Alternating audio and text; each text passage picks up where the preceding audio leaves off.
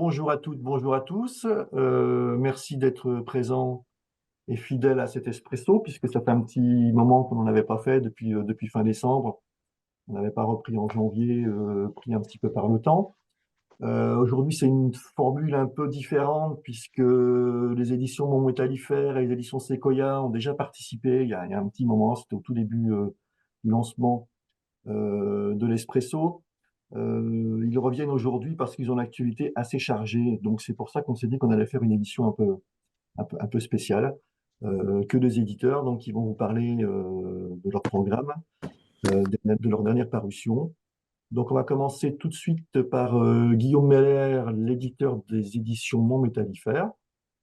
La physionomie de l'émission ne change pas, hein. Chacun à peu près 10-12 minutes pour parler de son travail. Et puis, si vous avez des questions, vous pouvez passer par le chat ou les poser à la fin du passage des deux éditeurs, en prenant la parole, évidemment. Guillaume, je te laisse la parole. Eh ben, merci beaucoup, David. Je lance mon chrono. Bonjour à tous et à toutes. Donc, oui, Guillaume Meller, des éditions des Monts Métallifères.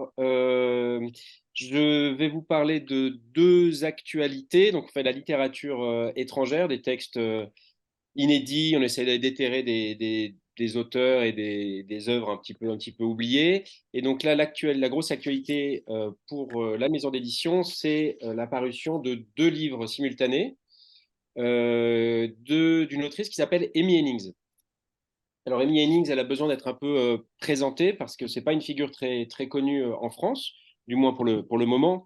C'est une artiste très complète, poétesse, danseuse, chanteuse, marionnettiste, qui a mené une vie un peu errante de comédienne itinérante au début du XXe siècle. Elle est née en 1885. Et voilà, elle a passé toute sa vie sur les routes, euh, à jouer dans les théâtres, à jouer dans des cabarets, qui étaient des lieux à l'époque en Allemagne, oui, elle est allemande, qui étaient des lieux d'expérimentation artistique. Et en fait, un des faits les plus marquants de la vie de Hennings, c'est qu'elle est devenue un peu l'égérie de toute l'avant-garde allemande et elle a fondé avec Hugo Ball le Cabaret Voltaire, qui est le berceau du mouvement Dada. Donc en fait, Amy Hennings, c'est un nom qu'on n'entend jamais, mais qui fait partie des deux fondateurs, vrais fondateurs du mouvement Dada. Et dans ce Cabaret Voltaire, dans lequel il y a eu Tristan Tzara, Jean Harpe, tous ces gens qu'on connaît beaucoup mieux, Hennings donnait des représentations, faisait réciter ses poèmes, faisait des espèces de performances. Elle était aussi une des premières performeuses artistique de l'histoire, voilà.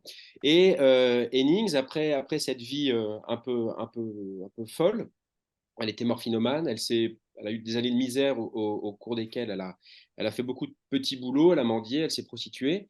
Et après ces années un peu chaotiques, elle est partie se réfugier avec Hugo Ball dans les Alpes pour mener une vie d'ascèse consacrée à l'écriture et à la méditation religieuse, parce qu'elle était mystique. Et elle a écrit plusieurs romans. Et donc, on avait déjà fait paraître en 2022 Prison, qui est un livre dans lequel elle raconte son expérience de l'emprisonnement, puisque elle a été accusée de vol par un client quand elle était prostituée, ou alors de fabrication de faux passeports, deux activités qu'elle a faites. Mais dans tous les cas, elle a été emprisonnée pendant 2 mois. Et elle raconte ça. Et alors, ce qui est très fort dans les livres de Hennings, c'est que c'est quelqu'un qui retravaille ses journaux intimes. Donc, elle a gardé toute sa vie des journaux intimes et donc qui sont écrits avec des entrées jour par jour. Et en fait, ces journaux-là, elle va les retravailler 10, 15, 20 ans plus tard pour leur donner une profondeur nouvelle et une dimension nouvelle en cherchant dans ces récits de vie le sens de l'existence. Moi, j'ai l'habitude de dire que c'est un personnage de Dostoïevski qui se mettrait à écrire. Henning, c'est pas du tout quelqu'un qui veut faire une œuvre littéraire ou qui cherche à être intégré dans les milieux éditoriaux ou à vendre des livres. C'est quelqu'un qui écrit pour comprendre le sens de l'existence, comprendre le sens de la vie et comprendre notamment son rapport à Dieu. Mais sa religion, son christianisme est très empreint de la figure christique et notamment de la charité. Donc c'est quelqu'un qui va aussi, dans ses écrits, donner la parole aux autres. Voilà. Pour elle, être chrétienne, c'est avant tout aimer son prochain, et notamment les plus faibles. Donc c'est notamment ce que va dire d'elle Hermann Hesse, qui était un très grand admirateur de Hennings et qui a écrit une préface pour Prison. Et elle se dit, cette autrice n'a jamais eu une vie facile et peut-être ne l'a-t-elle jamais vraiment souhaité. Elle préfère vivre aux côtés de ceux qui luttent, des pauvres, des affligés. Elle préfère ceux qui souffrent. Elle vibre pour les persécutés. Elle est déshéritée. Donc, dans Prison, on a un portrait de toutes ces femmes de peu, des employés de maison, des gouvernantes, prostituées, qui vont confier leur vie à Hennings. Et puis, un an après, donc Prison est paru originellement en 1919, un an après, en 1920, elle fait paraître son deuxième livre qui s'appelle La Flétrissure, et alors, dans laquelle elle va revenir sur son expérience de la prostitution. La flétrissure, en fait, c'est le terme qui désigne à l'origine la marque au fer rouge qu'on apposait sur la peau des criminels et notamment des prostituées. On marquait les prostituées au fer rouge jusqu'à encore très tardivement, jusqu'au 19e siècle, comme sceau d'infamie. Et donc, dans la flétrissure, elle va raconter son expérience. Alors, c'est pas, sans jamais utiliser le mot le prostituée, elle parle des filles. Voilà, c'est une espèce de camaraderie et elle va jamais raconter les scènes sexuelles. Elle parle jamais de ce qui se passe. Elle parle jamais. Il y a toujours une grande, grande pudeur chez Hennings.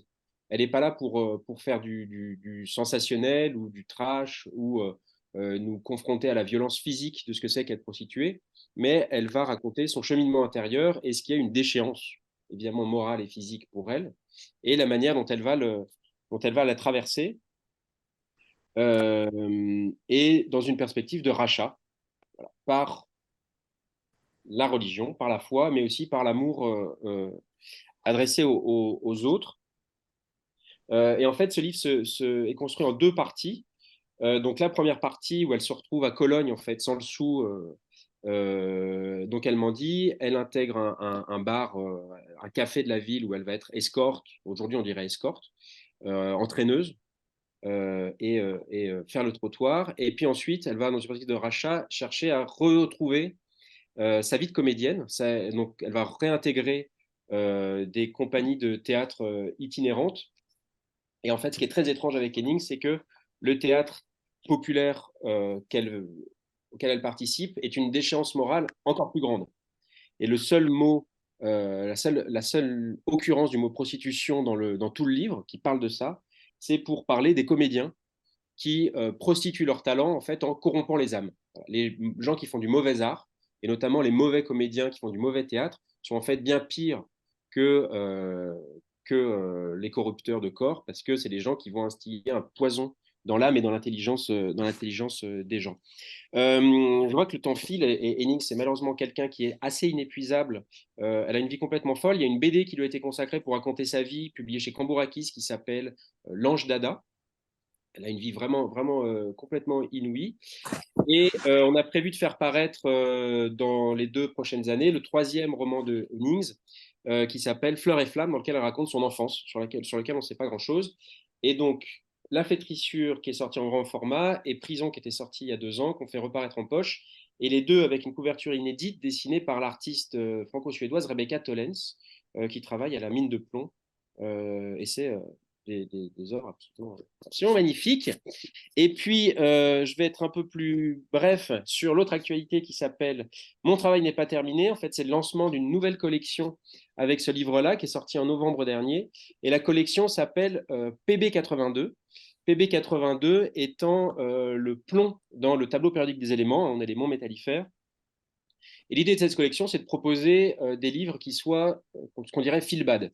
Parce qu'il y a des libraires voilà, qui disent que beaucoup de clients cherchent des livres qui font du bien et qui sont faciles à lire. Et moi, dans le même temps, je travaille sur Mon travail n'est pas terminé et un autre livre dont je vais vous parler très brièvement, qui m'ont donné l'idée voilà, de mettre en avant des livres qui, au contraire, mettent mal à l'aise, parlent de choses pas forcément très joyeuses, et qui, notamment, le point commun des 2 premiers volumes de cette collection, c'est qu'ils nous mettent dans la tête d'un bourreau. Dans Mon travail n'est pas terminé, le bourreau en question, c'est Franck Domigno, un employé, pas du tout jeune, un employé très médiocre d'une grande entreprise dont on ne sait pas trop ce qu'elle fait, qui subit des humiliations quotidiennes et qui décide de se venger de ses collègues.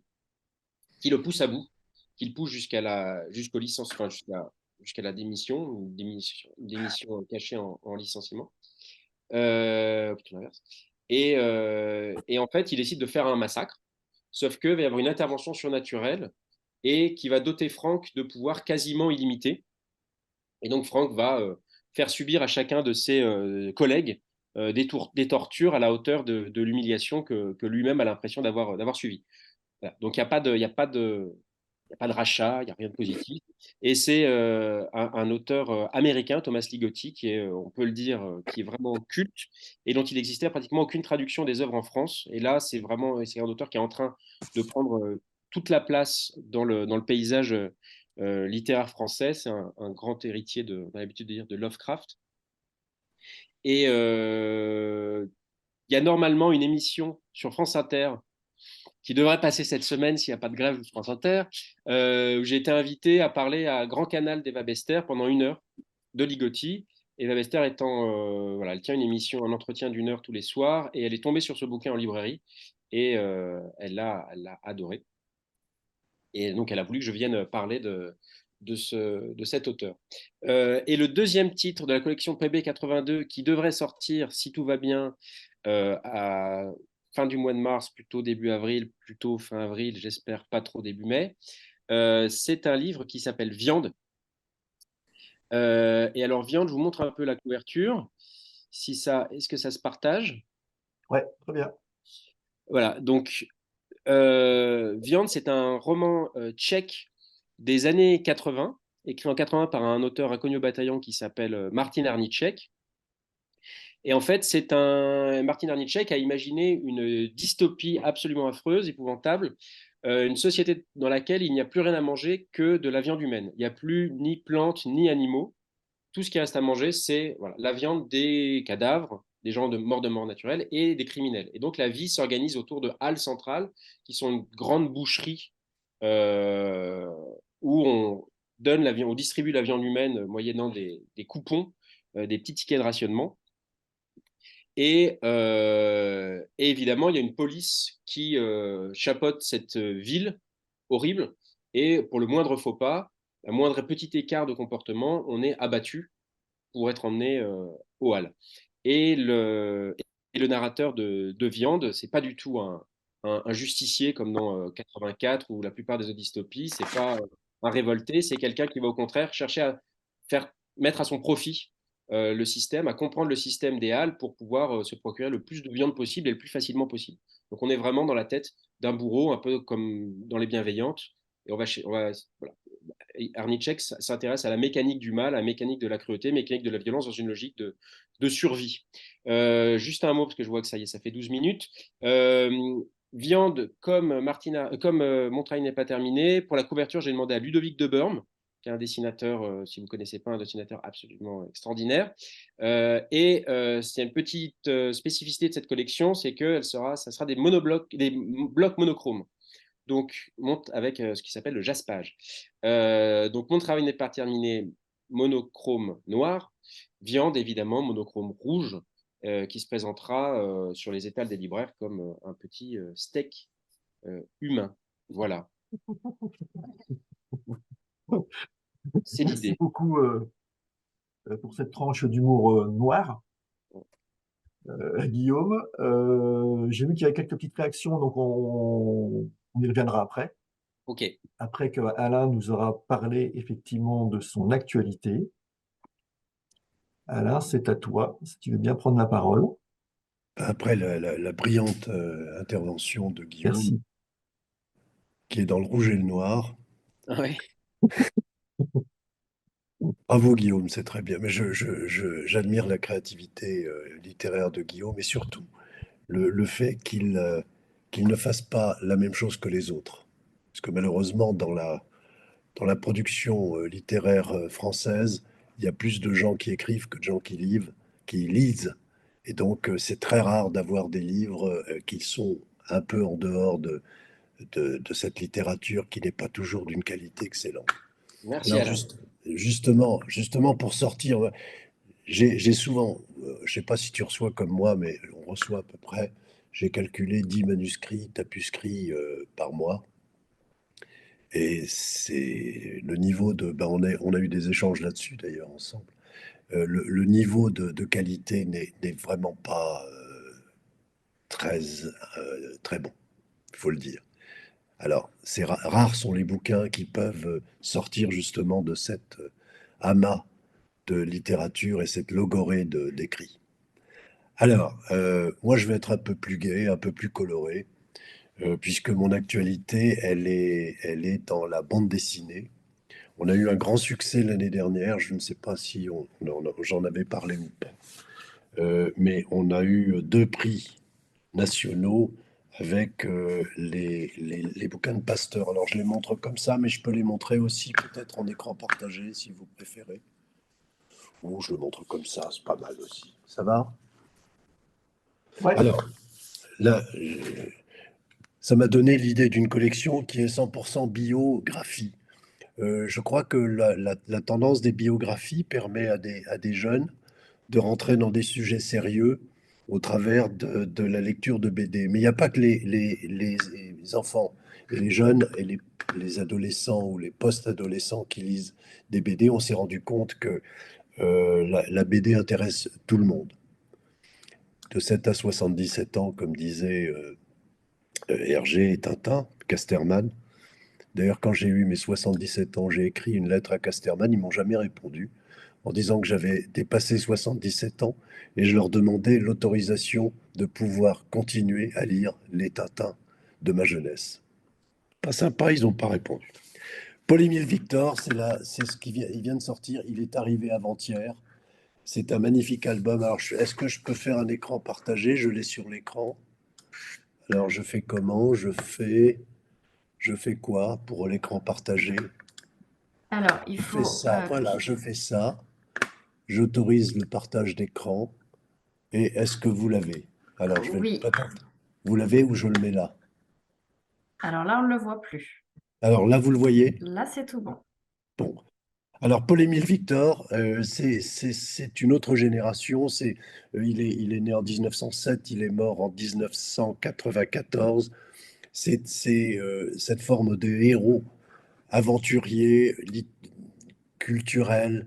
Il était ethnologue, il était euh, euh, ethnologue de musique et des chants des Inuits. Il en a plus de 3600. Il a fait des dessins extraordinaires euh, que je compte publier d'ailleurs l'année prochaine, 2025. C'est en préparation avec l'accord de la fille de Paul-Émile Victor. Ce sont des dessins assez extraordinaires. Pour la petite histoire, j'en ai parlé à David, mais ça, je le dirai quand j'en serai sûr. Mais il semblerait que Saint-Exupéry et Paul-Émile Victor aient travaillé ensemble sur l'illustration du Petit Prince. Mais ça va être le grand mystère qu'on va dévoiler peut-être un jour. Alors, Paul-Émile Victor, il est né dans le Jura. Il a une jeunesse sportive, euh, intellectuelle aussi, puisque très jeune bachelier, il a fait. Alors, je ne fais pas son CV parce que je vais quand même reprendre quelques éléments de sa vie. Son père était fabricant de pipes et de stylos dans le Jura, comme beaucoup d'ailleurs, d'industries de cette ville. Et alors, il a fait des études d'ingénieur. Il a été pilote aussi. Il a fait pilotage et il a quitté la boîte de ses parents pour partir à l'aventure. Et il est parti à l'aventure parce qu'il avait rencontré Charcot. Alors Charcot, pour ceux qui se souviennent un peu, Charcot, c'était le premier explorateur de l'Arctique. Et il lui a demandé s'il pouvait. Alors, j'aimerais bien passer des pages. Je vais essayer de le faire pour que vous voyez un peu l'intérieur du livre. Je vais essayer de le faire. Je vais essayer de le faire. Voilà, page intérieure.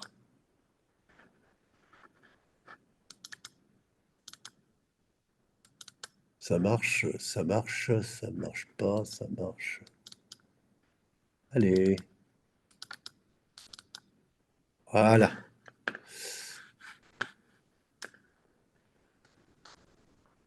Voilà les paysages. Alors, il faut dire aussi que, mais ça je parlerai des auteurs après, mais il faut dire qu'il y a une qualité de dessin et de colorisation qui est excellente. Et je reviendrai sur Laurent Seigneuré, qui est le dessinateur, après avoir parlé aussi des scénaristes. Mais le dessinateur a été, comme je vous l'ai dit précédemment, primé par l'Académie des sciences et l'éducation nationale et le SNE, Syndicat national d'édition, pour 2 livres sur Pasteur. Donc, jeunesse de Pasteur dans le Jura, à Lons. Là, il est à Lons. Il travaille dans. Bon, je passe un peu et je vais passer assez vite à ses rêves parce il rêvait d'évasion. C'était un grand amateur de Jules Verne et il voulait partir. Jeunesse scout, qui lui a valu un surnom dont on parlera plus tard. Il fait du ski. Et puis voilà, le voilà parti sur les mers parce il est devenu lieutenant. Il est rentré dans la marine, il a été lieutenant de vaisseau. Et donc il part à l'aventure. Voilà, et son brevet de pilote qu'il passe, qui va avoir une importance dans sa vie parce qu'il va s'engager dans l'armée américaine, ce qui lui a valu la nationalité américaine également, franco-américaine. Et je passe sur ces aventures, mais je voudrais que vous admiriez la qualité des dessins dans les grandes planches, comme celle-là, par exemple, où on le voit partir malade, etc. Et bon, je ne vais pas vous faire lire toute la BD, mais je voudrais que vous... Voilà, c'est cette image que j'aime beaucoup, parce qu'il arrive, et c'est son premier contact avec les icebergs et le Grand Nord. Nous avons prévu 4 volumes.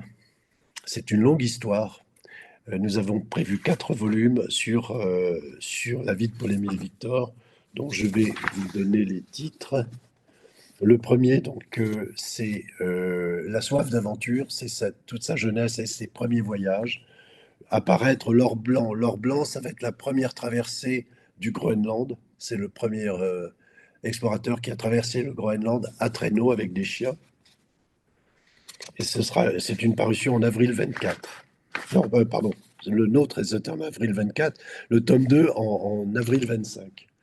Et nous aurons ensuite les guerres froides, la guerre froide, puisqu'il a participé, il a été résistant, il a participé avec d'ailleurs Syntex, c'est comme ça qu'il l'a connu, puisqu'ils étaient pilotes tous les deux, et d'autres personnes. Il a voulu rejoindre De Gaulle, mais comme il n'a pas pu, il est resté aux États-Unis, il s'est engagé dans l'armée américaine. Il me reste combien de temps? Ça va? Je ne suis pas trop long? Non, ça va. La guerre et ensuite le retour au chaud, puisqu'il a terminé sa vie dans les belles îles près de Tahiti. Vous parlez de Laurent Seigneuré, c'est quelqu'un qui est d'une précision, comme on voit dans les détails, dans les paysages, dans, vraiment, c'est quelqu'un que j'admire beaucoup pour sa qualité picturale. Les auteurs maintenant, les scénaristes. Alors, les scénaristes, je vais prendre le dossier de presse pour que vous voyez un peu les têtes de ces messieurs.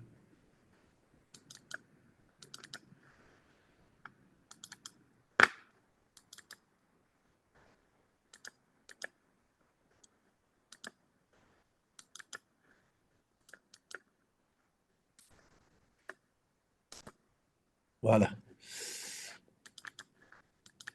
ça arrive. Voilà.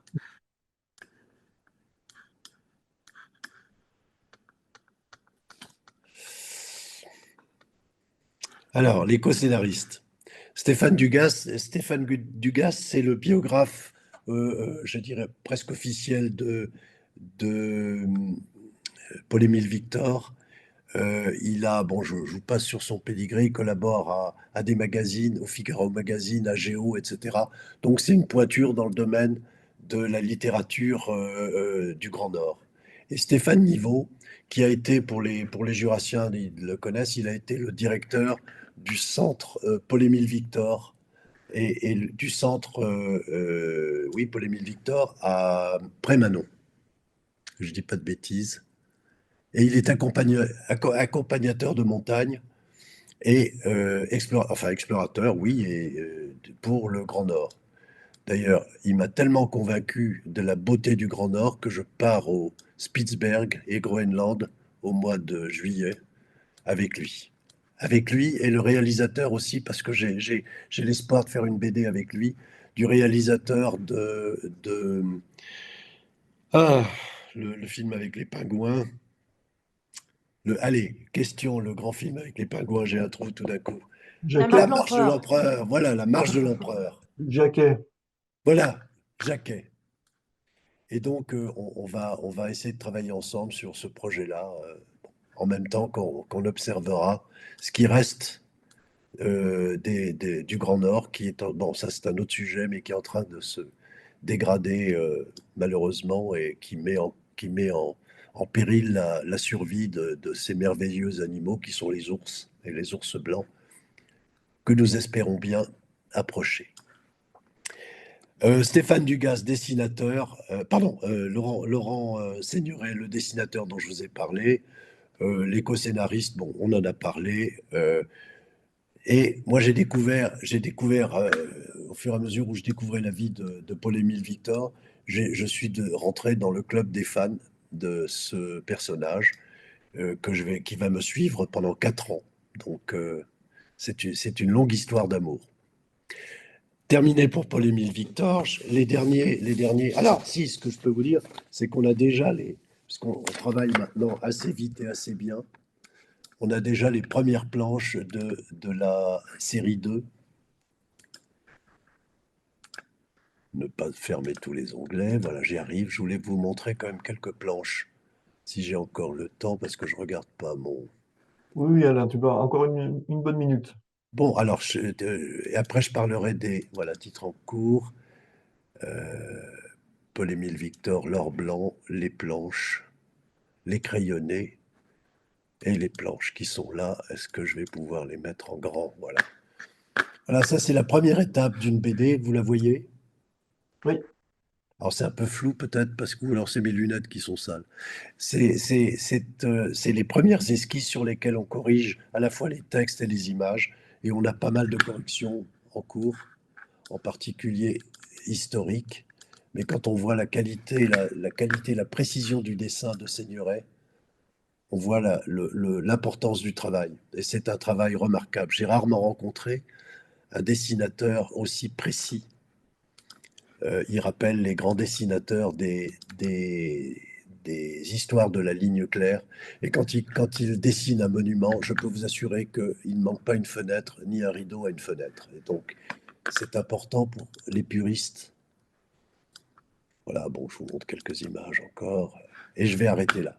Juste pour vous donner encore quelques actualités rapides, j'ai encore le temps? Très peu. vas-y, vas-y, vas-y. Alors, Sur la parole. les dernières parutions sur les enfants, plus je vieillis, plus je m'intéresse à la jeunesse et à la littérature jeunesse.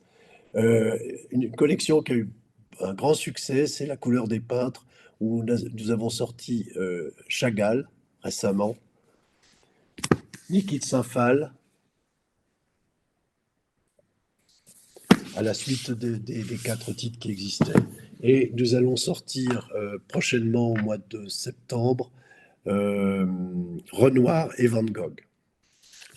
Dans la série, je ne sais pas si vous l'avez déjà vu, ce titre, alors ah oui, je le mets là, euh, Colette, au moment de l'année Colette, avec une personne qu'il a connue et qui a vécu dans sa maison et qui a ramené ses souvenirs avec de très belles illustrations de la vie de Colette illustrée. Rapidement, Au milieu coule une rivière, un magnifique ouvrage de photographie.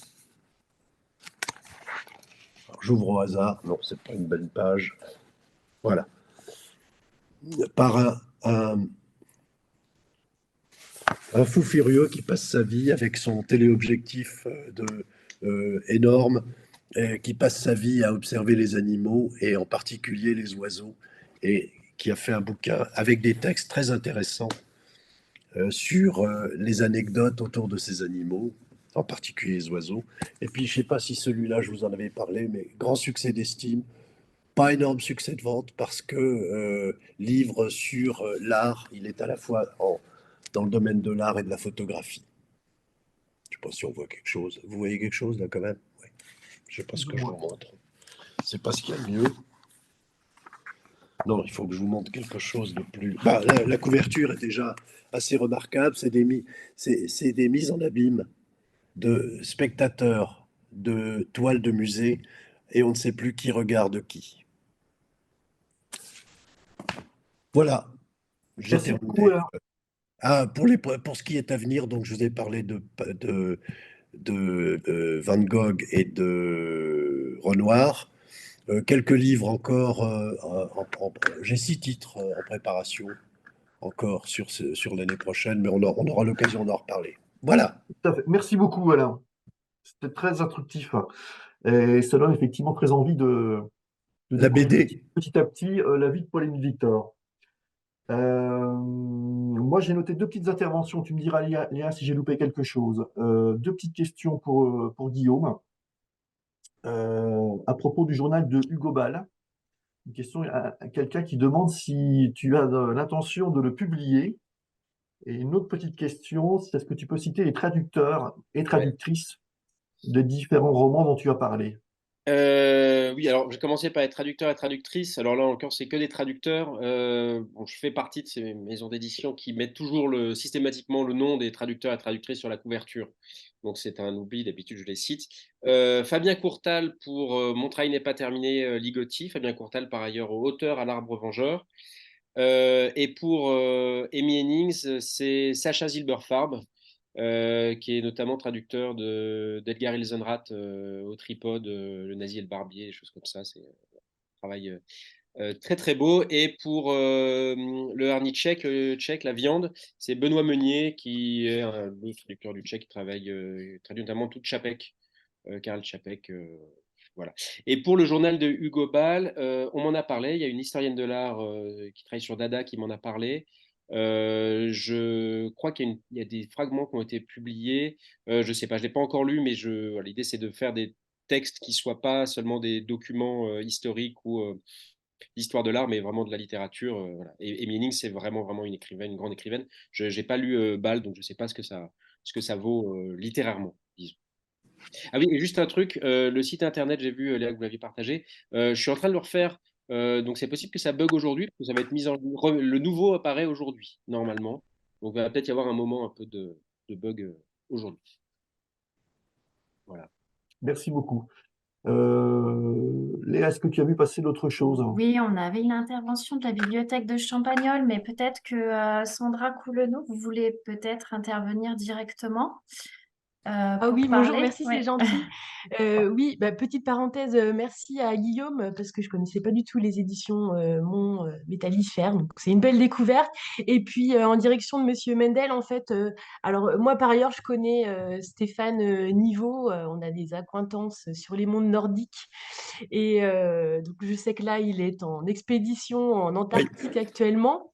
Mais donc, dans le cadre de notre manifestation autour de l'illustration jeunesse et bande dessinée, nous allons l'inviter avec les co-auteurs et l'illustrateur l'automne prochain pour parler justement de la BD sur Paul-Émile Victor. Et je pense que ce serait très bien de vous avoir parmi Ah nous. bah, avec grand plaisir. Donc, ce serait sur une soirée. C'est une formule qui s'appelle Noctambule et on serait heureux.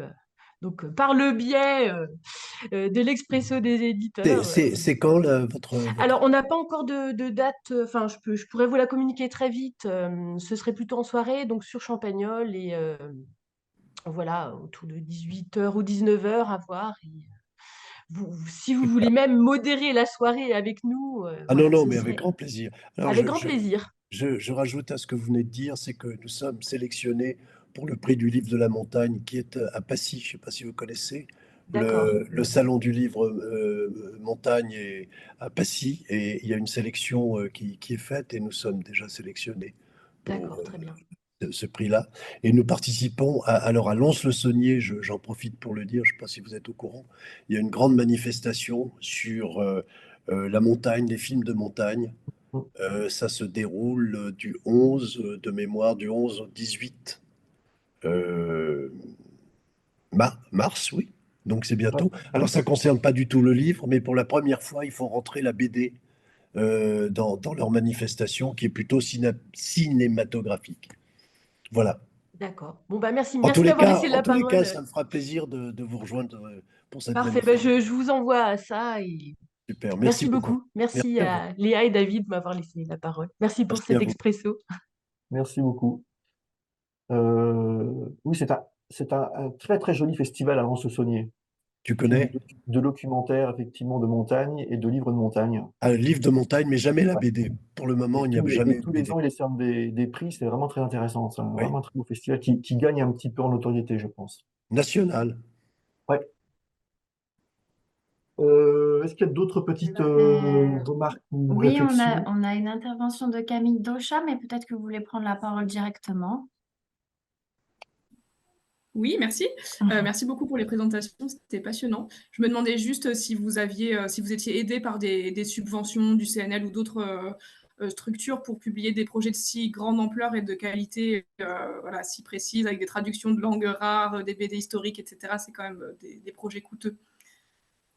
Guillaume, Oui, pour les traductions, tu as dû être aidé, je suppose. alors oui, j'avais prévu de le dire, je ne l'ai pas dit.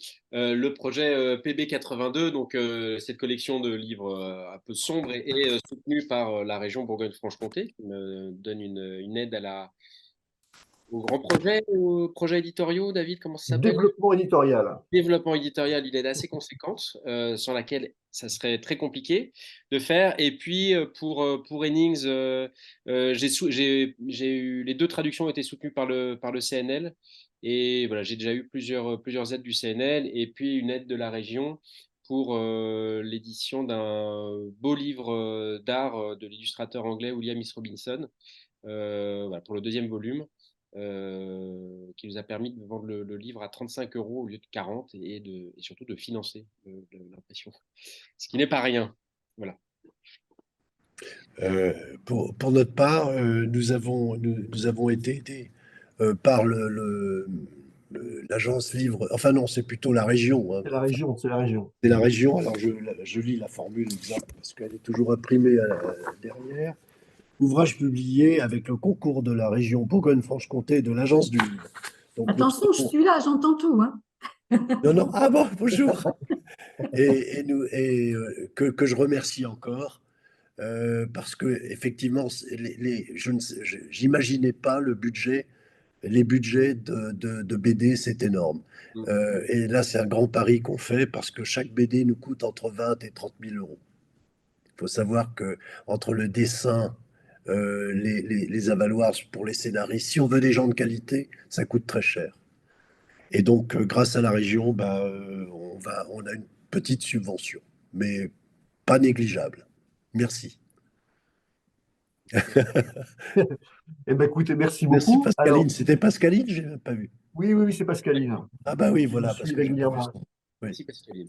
merci Oui, Pascaline. oui, et j'attends avec impatience l'ouvrage La soif de l'aventure pour Mais je pouvoir. l'ai. Alors, il est devant mon bureau. Je dois livrer mes livres aujourd'hui à la région et vous avez votre Voilà, exemplaire. voilà. Voilà. J'ai bien hâte. Et j'aurai aussi plaisir à découvrir voilà, les ouvrages de Mon Métallifère parce qu'il est prévu effectivement qu'on reçoive. Sauf erreur de ma part, je ne les ai pas eus. Alors j'en profite pour les réclamer. Ah bon, je vous ai pas envoyé les. Il y a eu un peu, il y a eu un peu, il y a eu une période un peu Voilà. compliquée. Vous avez pas reçu les Ligotti. J'étais persuadé de les avoir envoyés. Alors du coup, ça, voilà, Et faire un de gros l'espoir paquet et d'en avec. entendre parler, j'ai bien hâte de pouvoir. Et Robinson, vous les avez par contre, le Oui, dessinateur. Oui, oui, oui. Vous êtes à Besançon, Pascaline, ce matin? oui, je suis à Besançon demain, mais pas aujourd'hui, demain Ah et bon, bah jeudi. alors. Bon, bah de toute façon, je les amène aujourd'hui. C'était prévu. D'accord, Bon, merci. merci à tout le monde. S'il n'y a plus de remarques, de questions, nous allons nous arrêter là. Il est 10h14, nous sommes bien dans les temps comme c'était prévu. Je vous remercie encore Guillaume et Alain. Je remercie évidemment toutes les personnes qui ont participé. Juste vous dire que les prochains Nespresso seront le 15 avril, le 27 mai et le 1er juillet. Donc, ça sera toujours évidemment dès lundi et à cette même heure. Voilà, le 15 avril, nous découvrirons Le Chemin de Fer, Tache Papier et Virgile, 3 éditeurs. Le 27 mai, Hurlevent, Olivier Moratel, et un troisième qui ne saurait tarder. Et le 1er juillet, nous aurons aussi des nouveaux éditeurs, des éditeurs qui se sont créés très récemment. Voilà, merci encore à tout le monde. Je vous souhaite une belle journée. Merci à toi, David. Merci beaucoup. David. Merci. Et à Merci à bientôt. vous. Bonne journée. Merci, Merci. bonne journée. Bonne journée. Merci.